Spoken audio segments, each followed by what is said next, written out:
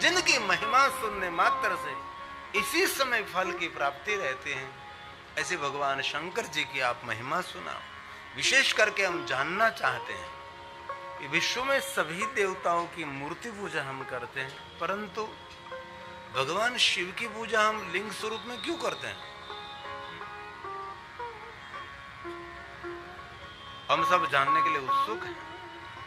वैर मातृत्व सर्वत्र, वैर का अर्थ होता है मूर्ति, प्रतिमा, आकार, सर्वत्र।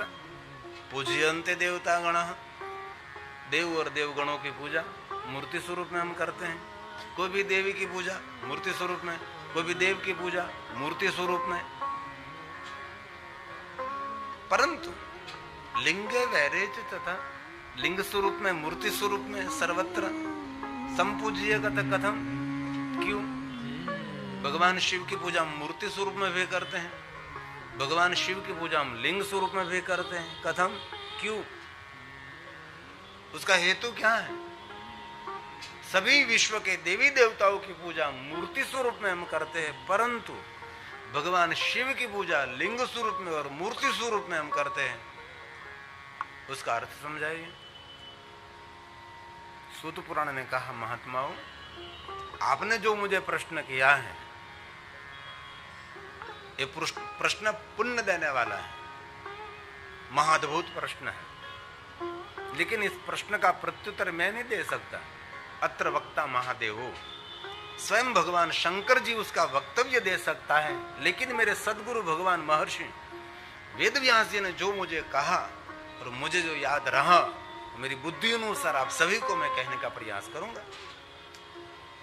लेकिन आपने जो प्रश्न किया है, अहोभाव प्रकट करने वाला प्रश्न है, पुण्य देने वाला प्रश्न है, लेकिन कोई महापुरुष उसका संपूर्ण जवाब नहीं दे सकता। इस सूत पुराण जी ने गाया है, मुनीश्वरः पुण्यं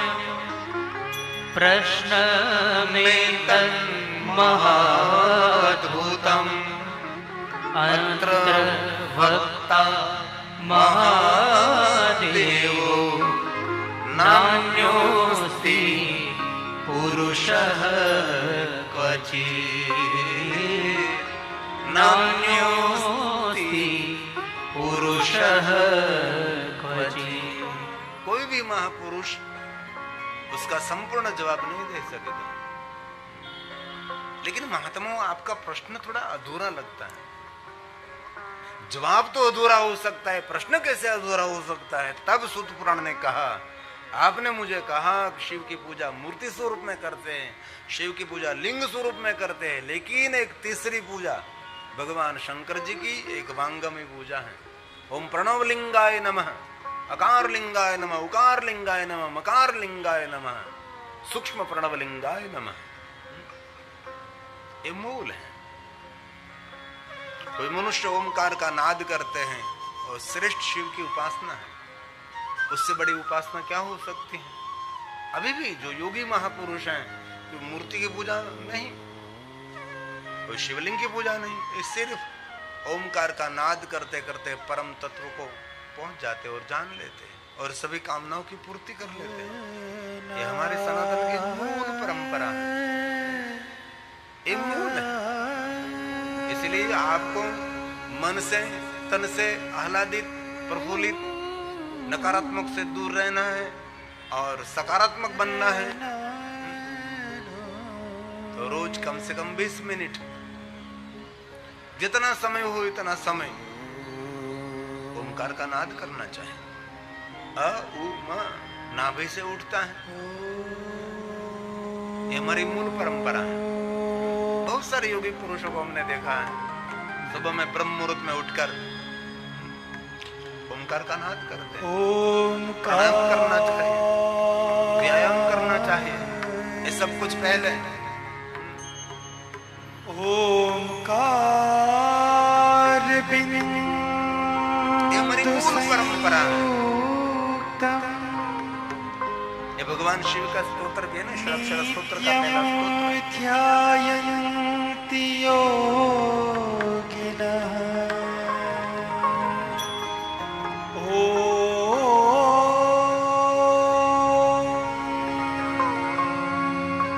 बहुत बार कहा है कि शिवालय जाकर कुछ भी आपसे न हो सके, शांत वहां जाकर बैठ जाइए। वही शिव की सबसे बड़ी पूजा है, शिव का सबसे बड़ा आराधन है। वहां जाकर उपद्रव करना, शोर करना, शिव शांति के देवता है, शिव शांति प्रिय देवता है। शांताकारम शिखर शयनम, शिव को शांति अति प्रिय है। ओमकार बिंदु संयुक्तम नित्यम ध्यायन्ति योगिनः कामदम मोक्षदम चैवम ओमकाराय नमो नमः। ये मूल परंपरा है, ये शिव की आराधना है, शिव की उपासना है। ओंकार बिंदु संयुक्तम नित्यम ध्यायन्ति योगिनः कामदं मोक्षदं चैव ओंकाराय तनो नमः। ओंकाराय तनो नमः। कभी भी आप शिवालय न जा सको, देवस्थान शिवस्थान न जा सको, तो सिर्फ ओमकार का नाद कर लीजिए, वो शिव की श्रेष्ठ उपासना है। प्रणवलिंगाय नमः, आदिलिंगाय नमः। सुत पुराण ने बहुत सुंदर कहा, महात्माओं, निराकार प्रतीक में भगवान महादेव का लिंग स्वरूप का पूजन करते हैं और आकार स्वरूप में भगवान शिव जी की मूर्ति पूजा हम करते हैं। शिव आकार भी है, शिव निराकार भी है, शिव ओंकार भी है, निर्विकार भी है, सकल भी है, निष्कल भी है, सगुण है, निर्गुण है, शिव सब कुछ है। महात्माओं, सभी देवता जीवत्व है, भगवान शिव परमत्व है। इसलिए जीवत्व होने के नाते उसकी सबकी मूर्ति पूजा हम करते हैं। ब्रह्मत्व होने के नाते हम भगवान शिव की पूजा निराकार प्रत्यक्ष शिवलिंग में पूजा करते हैं। परंतु महात्माओं, मूर्ति पूजा प्रधान नहीं है, लिंग पूजा प्रधान है, आदि है, मूल है। हमने कभी कोई मूर्तियों की कल्पना नहीं की थी। बाद में सभी देवलोग, सभी लोग महादेव के निराकार लिंग स्वरूप की पूजा करते थे। और एक बात याद रखें, सनातनी परंपरा मूर्ति पूजक नहीं है। हम लोग मूर्ति की पूजा नहीं करते, हम मूर्ति में प्राण पूरते हैं, हम प्राण प्रतिष्ठा बोलते हैं। मूर्ति पूजा हम करते तो जयपुर में दुकान में कितनी मूर्ति है, तो उसकी पूजा करने के लिए क्यों नहीं जाते हम? इसलिए कोई आपको मूर्ति पूजक कहकर अनादर अपमान करे तो सबसे बड़ी मूर्खता है उनकी।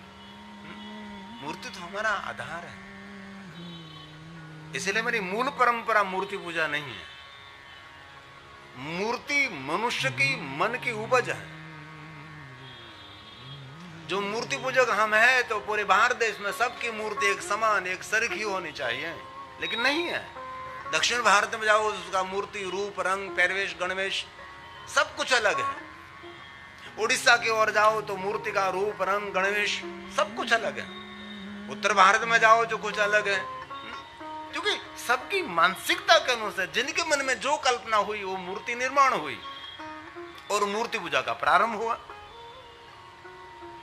बाद में हमने अवतारों की परंपरा प्रारंभ की। ऋषि मुनियों ने अवतारों को हमने ईश्वर के रूप में स्वीकार ली। इस अवतार की पूजा प्रारंभ हुई और अवतार के बाद एक अवतार के नाम पर विचारधारा प्रकट हुई, जिनको विचारक कहते हैं, और इनके नाम से संप्रदायों की स्थापना हुई। एक संप्रदाय की परंपरा शुरू हुई। कल्पना करे, कोई संप्रदाय नहीं था। भारत देश में 20,000 से ज्यादा संप्रदाय है।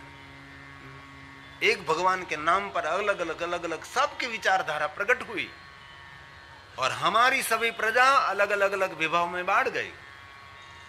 कोई संप्रदाय नहीं था, कोई विचारधारा नहीं थे, कोई विचारक नहीं थे, कोई अवतारों की परंपरा नहीं थी और कोई मूर्तियों की हमने कल्पना नहीं की थी। तब सब हम निराकार प्रतीक शिवलिंग की पूजा करते थे।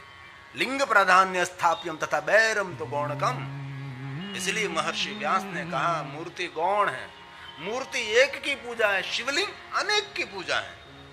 एक शिवलिंग की पूजा करो तो विश्व के सभी देवी देवताओं की पूजा इस शिवलिंग के अंदर है। क्यों? शिवलिंग ये समग्र ब्रह्मांड का एक प्रतीक है।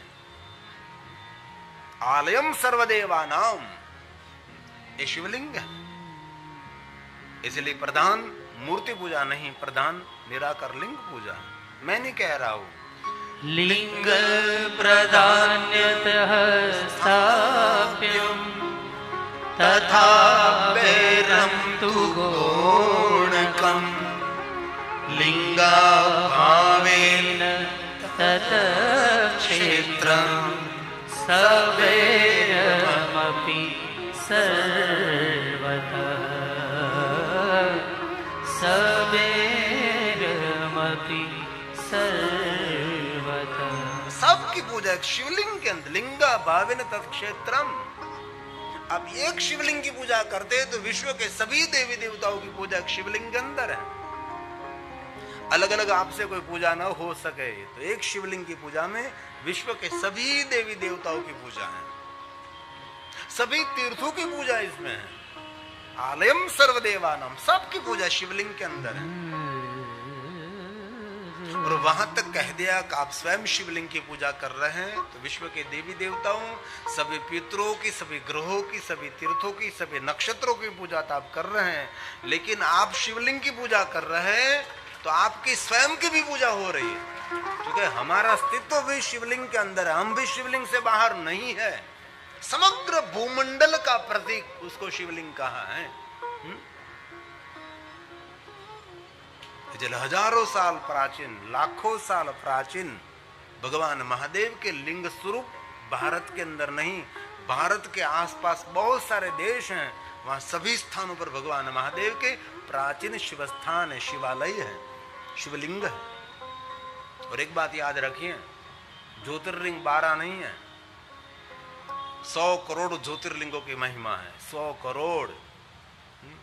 लेकिन 100 करोड़ ज्योतिर्लिंगों में से मुख्य नहीं प्रधान ज्योतिर्लिंग 12 ज्योतिर्लिंग है जो हमारे भारत देश के अंदर हैं। 12 ज्योतिर्लिंग के 12 उपलिंगों की भी महिमा है, जो शिव महापुराण अंतर्गत कोटि रुद्र संहिता में जो लिंगावली में बताया गया है।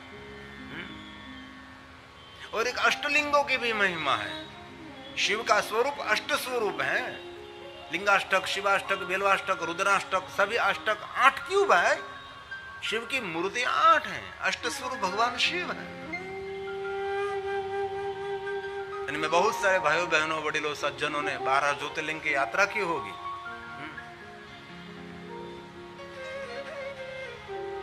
और कुछ आपसे ज्यादा ना हो सके तो कम से कम 12 ज्योतिर्लिंग के नाम कंठस्थ करना चाहिए। और आशा रखता हूं आप सभी को कंठस्थ है,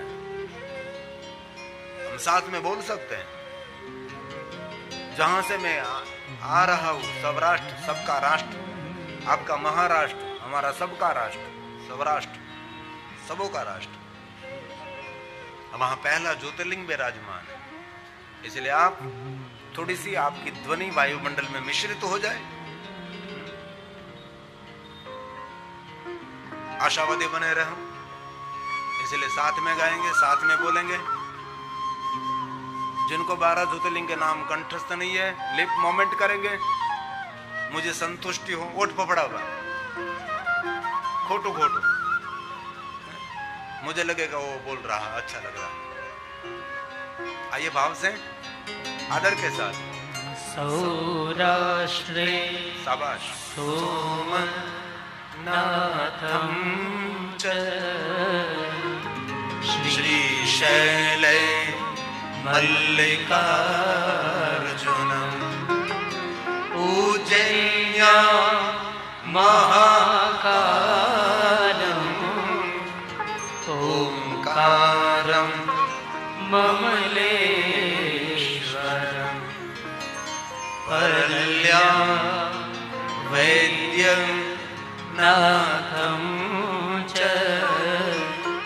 डाकिन्या भीमा शङ्करम् से वन्दे तु रामेशं नागेशं दारुकावने वाराणस्यां तु विश्वेशं त्र्यम्बकं गौतमी तटे हिमालये तु केदारं घोषणेशं च शिवालये एतानि ज्योतिर्लिङ्गानि सायं प्रातः पठेन्नरः सप्त जन्म कृतं पापं स्मरणेन विनश्यति स्मरणेन विनश्यति। जो कोई मनुष्य 12 ज्योतिर्लिंग को याद करता है वो मनुष्य 7 जन्मों के पाप में से मुक्त रहता है। इसलिए अब सुबह में शाम को कभी भी शिवालय में जाकर देवालय में जाकर ये बोल सकते हैं। बहुत मुझे खुशी हुई, बहुत सारे भाइयों बहनों को ये 12 ज्योतिर्लिंग के नाम कंठस्थ है। ऐसे 12 ज्योतिर्लिंग 12 ज्योतिर्लिंग उपलिंग है। और एक भी बात और भी याद रखिए, कभी भी आपको गोकुल मथुरा वृंदावन जाने का अवसर मिले तो आपको पता होना चाहिए गोकुल मथुरा वृंदावन की यात्रा का फल कौन देता है? खुरबा के बिहारी नहीं, महादेव देते हैं। इसलिए जो कोई गोकुल मथुरा वृंदावन की यात्रा करता है उनको अवश्य यमुना तटे भूतेश्वरम, वहां भूतेश्वर महादेव विराजमान है, उसके दर्शन अवश्य करना चाहिए। लेकिन बहुत लोग तो शिव का नाम भी नहीं लेते, महादेव का नाम सुनते भी नहीं। कितनी मूर्खता है। अभी भी है ऐसे लोग धरती पर है। नाम दे सकता हूं मैं, गांव का नाम दे सकता हूं, संप्रदाय का नाम दे सकता हूं, इस संप्रदाय के धर्मगुरु का नाम दे सकता हूं, लेकिन मुझे यहां बैठकर ये नहीं करना है।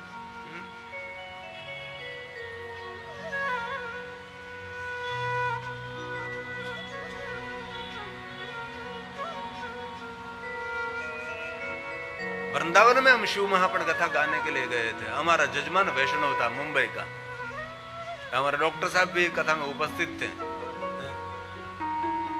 तो वैष्णव था तो वैष्णव मंदिर में गया, वहां बहुत सुंदर स्थान था, हॉल भी बहुत सुंदर था, रहने की सुंदर सुविधा थी। तो जजमान को बहुत अच्छा लगा कि यहां ही शिव कथा करेंगे। तो कमरे का किराया क्या, हॉल का किराया सब कुछ फिक्स कर दिया और बुक कराने के लिए थोड़ा सा प्रसाद एडवांस में देना पड़ता। तो लिख रहे थे कि चलो भाई इतने कमरे, हॉल, इतने दिनों तक व्यवस्था यहाँ करनी है, बहुत सुंदर है स्थान। तो उसने एडवांस में प्रसाद लेने से पहले पूछा कि राम कथा है कि श्रीमद् भागवत कथा है। तो उस जजमान ने कह दिया कि शिव महाप्रण कथा है। ओ, यहाँ शिव महाप्रण कथा आप नहीं कर सकते। ये वैष्णव इतना नाराज हो गया, बाद में फुगला आश्रम ने में कथा की। अभी भी ऐसे रोगिष्ठ लोग धरती पर हैं। इस रोग की कोई दवा भी नहीं है, उस रोगों के लिए कोई मेडिकल भी नहीं खुला, कोई हॉस्पिटल भी नहीं है, हैं? अभी भी ऐसा चल रहा है। लेकिन उसको मालूम होना चाहिए शिव के बिना सब कुछ अधूरा है। इसलिए कभी भी गोकुल मथुरा वृंदावन जाने का अवसर मिले तो यमुना तटे भूतेश्वर महादेव विराजते हैं। और भूतेश्वर महादेव कौन है पता? जो व्यक्ति हिमालय पहाड़ पर केदारेश्वर महादेव का दर्शन नहीं कर सकते, तो केदारेश्वर महादेव दर्शन का फल देने वाला केदारेश्वर महादेव का उपलिंग यमुना तटे भूतेश्वरम। केदारेश्वरम सज्जातम, केदारेश्वरम सज्जातम, केदारेश्वर महादेव का उपलिंग ये भूतेश्वरम। भूतेशम यमुना तटे महापापहरं प्रोक्तं पश्यताम् अर्चतां तथा पश्यताम् अर्चतां। इसलिए कभी अवसर मिले भूतेश्वर महादेव के दर्शन करें। और एक बात और, केदारेश्वर महादेव एक नहीं, पंच केदार की महिमा है। हमने बहुत बार एक कथा में कहा भी। और जो केदारेश्वर, जो पंच केदार हैं, बहुत लोग कहते हैं 5 पांडवों ने बनाया है, लेकिन वहां के पहाड़ के लोग कहते हैं ये सभी मंदिर देवताओं ने बनाया है। इसमें पंच केदारों की अद्भुत महिमा है। लेकिन कठिन है सभी यात्रा। केदारेश्वर महादेव तो कठिन है, लेकिन गौरव के बात है आज सभी तीर्थ धीरे धीरे डेवलप हो रहे हैं। केदारेश्वर महादेव की यात्रा भी सुलभ बनने जा रही है। लेकिन एक सबसे बड़ी गौरव की बात है, धरती पर सबसे ऊंचाई पर कोई सबसे ऊंचा कोई शिवालय है तो तुंगनाथ महादेव है। धरती पर उससे कोई ऊंचा मंदिर नहीं है, लेकिन सशक्त है वो तुंगनाथ महादेव की यात्रा कर सकता है। उखी मठ से आप जा सकते हैं। हमने बहुत समय पहले उखी मठ में कथा की थी। जो मेरे जजमान को केदारेश्वर में कथा करनी थी, लेकिन वहां 7 दिन रहना उनके लिए ठीक नहीं था, इसीलिए हमने उखी मठ में कथा की। और बहुत पहले हमने 7 दिन केदारेश्वर महादेव के सानिध्य में कथा की थी। और भी 2 यजमान हमारे पास केदारेश्वर महादेव की कथा के लिए हैं। लेकिन अभी धीरे धीरे यात्रा सुलभ हो रही, व्यवस्था हो रही है। इसलिए कभी अवसर मिले तो जरूर पंच केदार की यात्रा करनी चाहिए। उसकी एक अद्भुत अलौकिक महिमा है। आई पंच केदार को मैं भाव से याद करता हूँ। मेरे पास जो कुछ है केदारेश्वर महादेव के बारे में, जो वहाँ जो लिंग परंपरा, एक लिंग संप्रदाय भी है। ये लोग नाम के पीछे लिंग लिखते हैं, शिव शंकर लिंगम, शिवाय लिंगम। जैसे हम नाम के पीछे कुमार लिखते हैं, भाई लिखते हैं, बहुत कुछ संबोधन लिखते हैं, तो ये लोग नाम के पीछे लिंग लगाते हैं। वहां से बहुत कुछ मुझे शिव जी के बारे में मिला, जो पंच केदार के बारे में है। केदारम मध्यमम तुंगम, ये पंच केदार की एक श्रेष्ठ महिमा है। केदारम मध्यम, जो पंच केदार के एक विशेष महिमा है। तथा रुद्रालयम प्रियम, अभी जो टेलीविजन में देखते हैं ये पंच केदार है। हिमालय पहाड़ में बहुत कम लोग वहां जाते हैं, नहीं बात लोग जाते हैं। केदारम मध्यमम तुंगम तथा रुद्रालयम प्रियम कल्पकं च महादेवी सर्व पाप प्रणाशनम सर्व पाप प्रणाशनम। जीवन के सभी पापों में से मुक्त कराने वाले ये पंच केदार है, अद्भुत है। लेकिन कम लोग यात्रा करते हैं। बड़ी उम्र होने के बाद वहां नहीं जाना चाहिए। यात्रा करनी है तो आपका शरीर सशक्त है, इस समय में कर लीजिए। और कितना ही कोई एजेंट आपको कैलाश की यात्रा के लिए प्रलोभन करे, लेकिन नहीं जाना चाहिए। जो सशक्त है, जो तंदुरुस्त है, जो परफेक्ट है, वो यात्रा कर सकते हैं। लेकिन बहुत एजेंटों को हमने देखा है कि बड़ी उम्र वाले को लोग को ले जाते हैं, पैसा तो पहले लेते हैं, बाद में आधे से उसको वापस कर देते हैं। तो उसको तो मिल गया जो मिलना था। इसलिए कोई भी एजेंट कहे कि मेरी जिम्मेदारी, वहां किसी की जिम्मेदारी नहीं चलती, वहां महादेव की चलती है। इसलिए कभी किसी के प्रभाव में आकर कभी यात्रा नहीं करनी चाहिए। आपका शरीर स्वस्थ नहीं है तो कभी कैलाश नहीं जाना चाहिए। हमने 7 दिन वहां शिव महापड़ कथा का गायन किया था, और बहुत लोगों को हमने भी बीच में से कर दिया था, चलो भाई आप नहीं जा सकते। श्वास रुकने लगती है, श्वास फूलने लगती है। इसलिए आपको कोई कहे कोई बात नहीं, मैं आपके साथ हूं, कुछ नहीं होने वाला है, ऐसे बहुत लोग हैं। बीच में से उसको वापस कर देते हैं। इसलिए कौन जा सकता है? जो संपूर्ण स्वस्थ है, जो संपूर्ण तंदुरुस्त है, वही कैलाश रह सकता है, कैलाश जा सकता है। इसलिए किसी के बात में नहीं आना आपको। गजे कर गजीकर्ण कल्पं तांडव रुद्रनाथं मदन शमन कर्णं मर्दने महेशं नरकपति नामा तारणी तुंगनाथं। नरक में से तारने वाला तुंगनाथ है।